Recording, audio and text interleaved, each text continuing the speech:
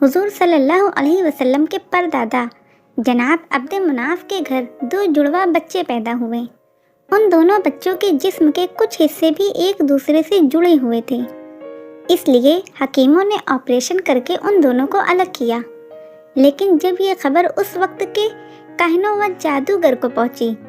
तो वो कहने लगे कि अब्द मुनाफ के इन दोनों बच्चों से जो भी नस्ल चलेगी वो आपस में एक दूसरे के दुश्मन बनकर रहेंगे।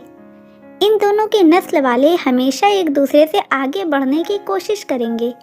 और छोटी छोटी बातों पर एक दूसरे से जंग कर बैठेंगे।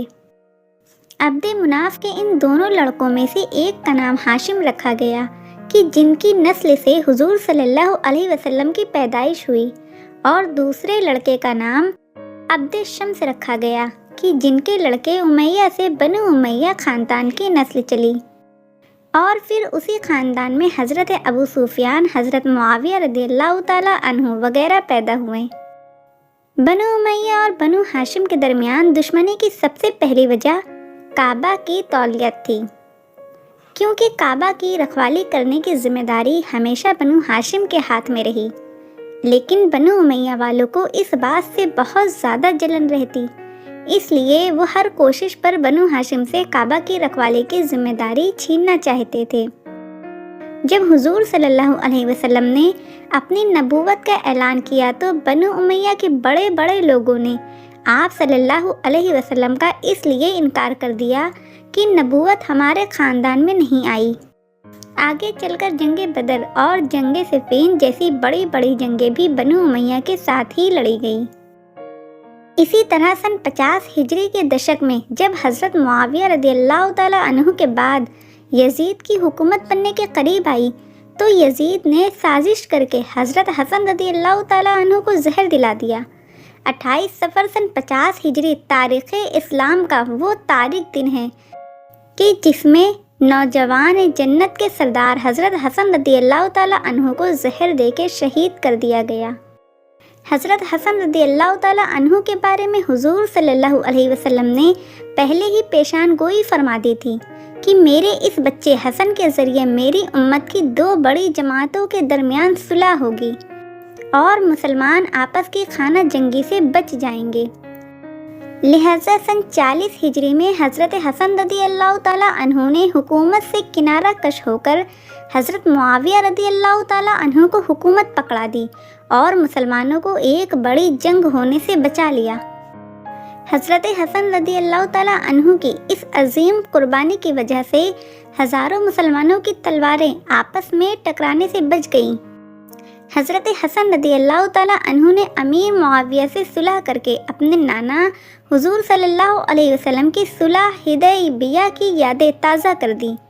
और हुकूमत को ठोकर मारकर मदीना ही में अल्लाह की इबादत में मशगूल हो गए। हज़रत हसन रदियल्लाहु ताला अन्हु की तरफ से सुलह होने के बावजूद भी बनु उमैया वाले इस बात से डरते रहे कि कहीं हज़रत हसन रदियल्लाहु ताला अन्हु किसी दिन उठकर अपनी हुकूमत का ऐलान न कर दें, क्योंकि उनकी हुकूमत के ऐलान पर बनु उमैया की हुकूमत कुछ ही सेकंडों में ख़त्म हो जाएगी और लोग हज़रत हसन रदियल्लाहु ताला अन्हु को अपना खलीफा तस्लीम कर लेंगे। इसलिए बनु उमैया वालों ने साजिश करके हज़रत हसन रदियल्लाहु ताला अन्हु को जहर दिलाकर शहीद कर दिया। हज़रत हसन रदियल्लाहु ताला अन्हु की बीवी ज़्यादा से यजीद ने कहा कि अगर तुम अपने शौहर हसन को जहर देकर शहीद कर दोगी तो मैं तुमसे शादी करके तुम्हें महल की रानी बनाकर रखूँगा। लालच में आकर ज़्यादा ने हज़रत हसन रदियल्लाहु ताला अन्हु को जहर देकर शहीद कर दिया। लेकिन बाद में यजीद अपने वादे से मुकर गया और हज़रत हसन रदियल्लाहु ताला अन्हु की बीवी ज़्यादा को 50,000 दीनार देकर अपने महल से बाहर निकलवा दिया और कहने लगा कि जो औरत अहले बैत को जहर देकर मार सकती है वो मुझे भी कभी भी जहर देकर मार देगी, इसलिए मैं ऐसी औरत पर कभी भरोसा नहीं कर सकता। हज़रत हसन रदियल्लाहु ताला अन्हु को जब तीसरी बार जहर दिया गया तो वो बहुत तेज़ था, इसलिए अपने छोटे भाई हज़रत हुसैन को पास बुलाकर कहने लगे कि ए हुसैन, ये मुझे तीसरी बार जहर दिया गया है, इससे पहले भी मुझे कई बार जहर देकर मारने की कोशिश की गई, لیکن اللہ نے میری حفاظت فرمائی۔ لیکن اب لگتا ہے کہ میرے جانے کا وقت قریب آ چکا ہے، اس لیے میری ایک وصیت کا خیال رکھنا، وہ یہ ہے کہ میری وفات کے بعد مجھے میرے نانا کے بغل میں لے جا کر دفن کر دینا، لیکن اگر وہاں دفن کرتے وقت کچھ لوگ مخالفت کرے تو لڑائی جھگڑا نہ کرنا، بلکہ مجھے میری امی حضرت فاطمہ کے پاس جنت البقیع میں دفن کر دینا۔ زہر دینے کے 3 دنوں کے بعد حضرت حسن رضی اللہ تعالیٰ عنہ کی شہادت ہو گئی اور پورا مدینہ غم میں ڈوب گیا۔ ہر گھر سے رونے کی آوازیں آنے لگیں۔ حضرت حسن رضی اللہ تعالیٰ عنہ کے جنازے پر مرد، عورت، غلام، آزاد، بچے، بوڑھے سبھی جمع ہو گئے۔ جس وقت حضرت حسن رضی اللہ تعالیٰ عنہ کے جنازے کو حضور صلی اللہ علیہ وسلم کے حجرے کی طرف لے جایا جا رہا تھا، تو اسی وقت جیسے ہی مروان کو خبر ہوئی تو وہ اپنی فوج لے کر حجرے کے سامنے آ کر کھڑا ہو گیا اور کہنے لگا کہ جس طرح ہمارے خاندان کے ایک فرد حضرت عثمان رضی اللہ تعالیٰ عنہ کی وفات پر انہیں رسول کے بغل میں دفن نہیں ہونے دیا گیا، تو اسی طرح ہم حسن بن علی کو بھی رسول کے بغل میں دفن نہیں ہونے دیں گے۔ ابن عساکر جیسی بڑی کتابوں میں نقل ہوا ہے کہ اس وقت بنو امیہ کے کچھ لوگوں نے حضرت حسن رضی اللہ تعالیٰ عنہ کے جنازے پر تیر چلانا شروع کر دیے تاکہ لوگ جنازے کو لے کر واپس لوٹ جائیں۔ کتابوں میں آتا ہے کہ جس تابوت میں حضرت حسن رضی اللہ تعالیٰ عنہ کا جنازہ لے کر جایا جا رہا تھا تو اس میں 70 سے زیادہ بنو امیہ کے تیر لگیں کہ جنہیں بعد میں نکالا گیا۔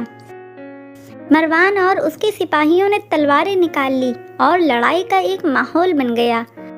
قریب تھا کہ یہ جھگڑا ایک بڑی جنگ میں تبدیل ہو جاتا، لیکن اسی وقت حضرت حسین رضی اللہ تعالیٰ عنہ نے کہا کہ اے بنو امیہ والو، شکر مناؤ کہ میرے بڑے بھائی حسن نے مجھے وصیت کی تھی جنازے کے وقت کوئی لڑائی جھگڑا نہ ہونے دینا۔ اگر اس وصیت کا خیال نہ ہوتا تو آج میں تمہیں دکھا دیتا کہ تلواریں کیسے تمہاری گردنیں کاٹتی ہیں۔